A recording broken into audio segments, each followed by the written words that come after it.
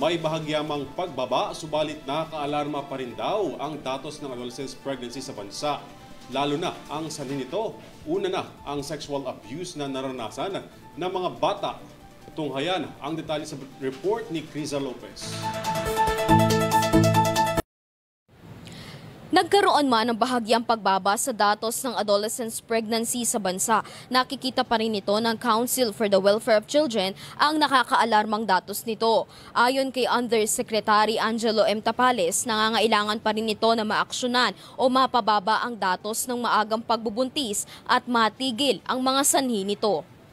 Bilang selebrasyon ng National Children's Month sa Nobyembre, naghanda ang Council for the Welfare of Children ng mga aktibidad na makapagbibigay pa ng kaalaman tungkol sa mga isyu na kinakaharap ng mga bata sa Pilipinas.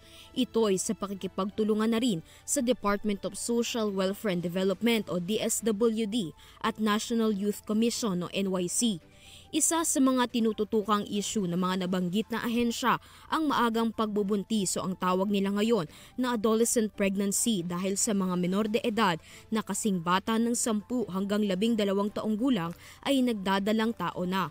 Sabi ni Undersecretary Tapales, kahit may konting pagbaba sa datos ng adolescent pregnancy, maituturing pa rin na nakakaalarma ang level ng maagang pagbubuntis. It might be artificial in the sense na yung measurement kasi ng data natin ginawa nung pandemic. So, at the Council for the Welfare of Children, while we can admit that there is a slight decrease in the incidence of adolescent pregnancy, but the level is still alarming. Base kasi sa datos na nakalap noong pandemya, 122,260 o 24.14% na mga menor de edad na babae mula edad 15 taong gulang hanggang 19 na taong gulang ang nanganak. Giit niya na magkatulong ang Senado at Kamara sa pagsusulong ng batas na makatutulong upang matugunan ang usapin. Sabi ng mga mambabatas, ang usaping adolescent pregnancy ay isang economic at social phenomena. Ngunit, binigyang diin ni Tapales na hindi lamang ito economic at social, kundi may pangangailangan din sa social protection ng mga bata. Dahil sa katotohanan daw, karamihan sa mga biktima ng maagang pagbubuntis ay dahil sa sexual abuse. Po dyan, of course, kahirapan nga, pero yung ganyan po kasi minsan po it's a result of violence against children, sexual violence. So kaya nga po ang sinasabi namin, it also has a child protection complexion. Sa panig naman ng DSWD, binigyang diin ni Assistant Secretary for Legislative Affairs Irene Dumlao, mahalaga rin na may tamang kaalaman ang magulang sa pagpapalaki sa kanilang mga anak magmula kamusmusan.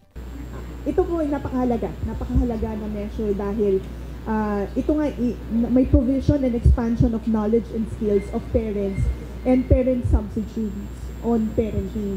So sa pamamagitan nito, nabibigyan natin ng nararapat na impormasyon yung ating mga magulang sa pagpapalaki ng kanilang mga anak. Kasama na rito ang kaalaman tungkol sa behavior management ng mga bata at proteksyon laban sa pang-aabuso dahil sa posibleng isa ang sexual abuse sa dahilan ng adolescent pregnancy.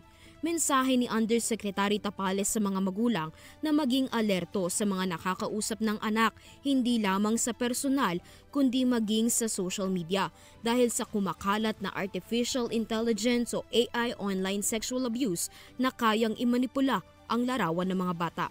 Sabi po ng isang malaking telco po sa atin, yung online sexual abuse po natin hindi lang po gawa ng tao ngayon. Meron na pong AI, online sexual abuse and exploitation of children. Harmless na pictures po ng mga anak nyo, pag pinost nyo po sa Facebook, pwede pong i-manipulate yan at palitan. Tayo po ay nauunahan na ng technology, so kailangan pong maging mapagmasid po tayo at mapagbantay. Para sa URTV News, Criza Lopez, sumasaludo sa bawat Pilipino.